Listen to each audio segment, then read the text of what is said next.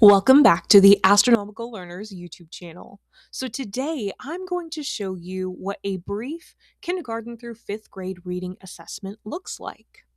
So if you're ready, let's get started.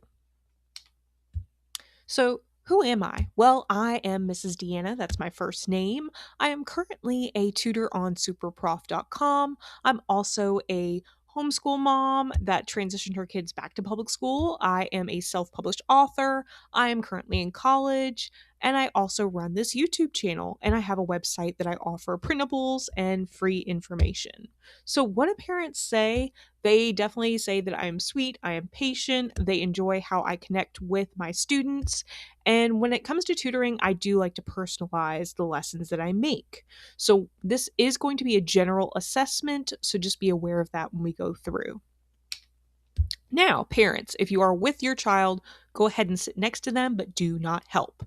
I want you to understand that today this is going to be an errorless assessment. What does that mean? It is not a test. It is not a pass or a fail. There are mistakes that are going to be made, and those mistakes are information. The goal is to find the exact spot where the skills are solid, so that's where we use our information to start our tutoring. So, in a virtual assessment, you'll want to find a quiet place. You're going to follow the directions on the screen, or if you have a parent or older sibling, they can help read the directions for you. But ultimately, just relax. Let's have some fun. All right, so what do you need to know? So, again, we talked about the quiet place. You want to get a parent or a guardian or an older sibling to help. Now, the parent, guardian, or sibling, be supportive, but do not help. You want to say, hey, keep trying, or that practice was great. So, what happens if you go through this full assessment and you get them all right? Great. You move on to your next step. And if you hired me as a tutor, that means I would adjust your lesson plans to something more advanced. So, what about the opposite? What happens if you get stuck in this assessment? That's okay. You want to try your best and move on if it's longer than 5 minutes. You don't want to be sitting at one question for too long. What happens if you do get 5 wrong? That's okay too. That is your golden nugget piece of information to tell you where to start your tutoring journey. So, first off, we have phonemic awareness.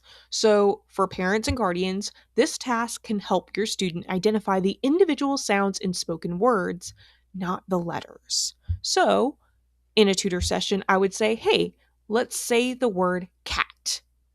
What is the first sound that you hear in the word cat?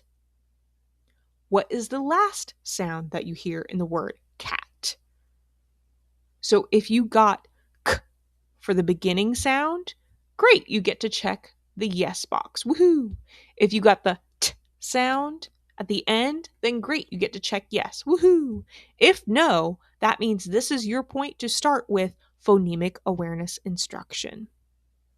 But if you said yes, let's keep moving on. All right, next up we have letter sound knowledge. So, parents, this means can your student identify the 44 English phonemes and their basic letter representations? So, we're going to use the letters below to track recognition of common consonants in the English language, short vowels, digraphs, and blends. So, you don't have to know all this terminology. You definitely know and if you don't know the letter sounds, that's okay. As a parent, you can go back and learn about phonemic awareness as well. I have videos on that. There's other videos on YouTube. But if you know your letter sounds, then you can mark correct for each one, and we can calculate the percentage. If it's below 80%, that's your starting point of begin or reviewing phonics instruction explicitly. So here we go through. We have a, e, I, a, b, k, d, f, g, h, j, k, l, n, p, k, q, r, s, t, v, w, x, y, z, sh, ch, th, w, k, ng. So if you got them all correct, let's move on. If not, this is your starting point. All right, now let's talk about morphology readiness. So, parents, this task, the student can recognize common morphemes or decode irregularly spelled words. So, we're going to ask something like, how do you read this word? So, if your student said bead or bed, we're going to check the no. Your student should be reading it as bred. The two letters here make one sound. If they struggle with that EA spelling, then we need to go back and review the phonemic awareness and go through all of those 44 phonemes. If they got that word correct, then we can begin the structured literacy instruction in morphology and spelling patterns. All right, next we're going to talk about decoding, reading words in isolation. So, parents, have your student read the following words aloud. We're going to mark a check mark, yes, for correct, and you're going to put a square around the word if it's incorrect. Remember, this isn't pass or fail, it's just information. So, here we go.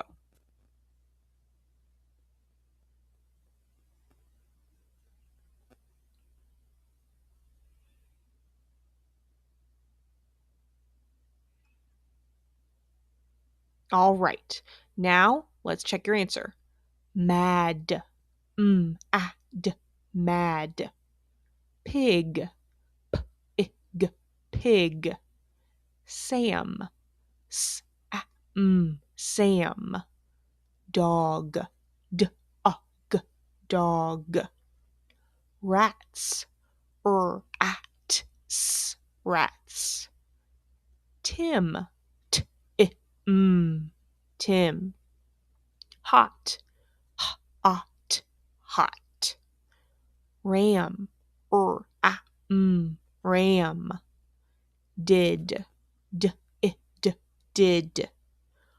Bob, bob. If you got them all correct, we get to move on. If not, that's perfectly okay. And also, if your decoding is slow but accurate, that's great. We're going to talk about fluency drills. But if you are not fully decoding, then we need to go back to the previous slides and practice phonemic awareness. But if you are reading this, great. That means, parents, we can talk about repeated reading, we can do echo reading, and choral reading. Now, let's talk about this one big whole thing, reading comprehension, which is the end goal of reading instruction. So, parents, you understand that your student should be able to read this very short passage aloud, and you can ask them one or two comprehension questions, even from these few sentences. And these are decodable. Ready?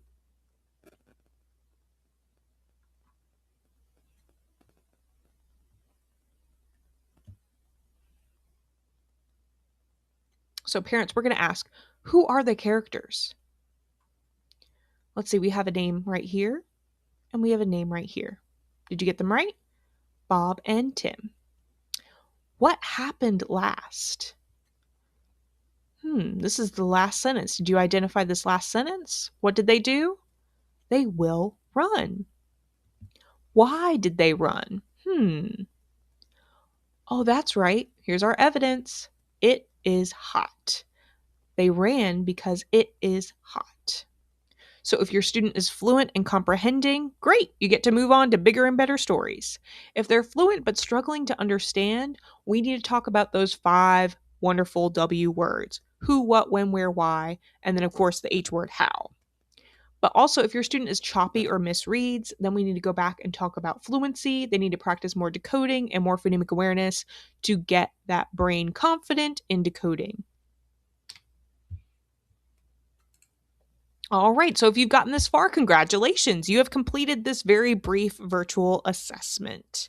If you're looking for more information, you can go to my website at payhip.com/astrolearnersedu, same backslash as my YouTube channel.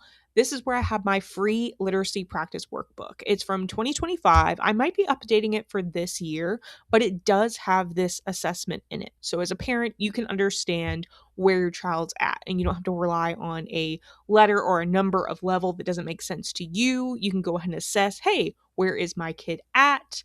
And there's also a lot of things that you can use in this packet to help further your child's learning. But make sure to like and subscribe if you found this information helpful, because I will be posting more in the coming year.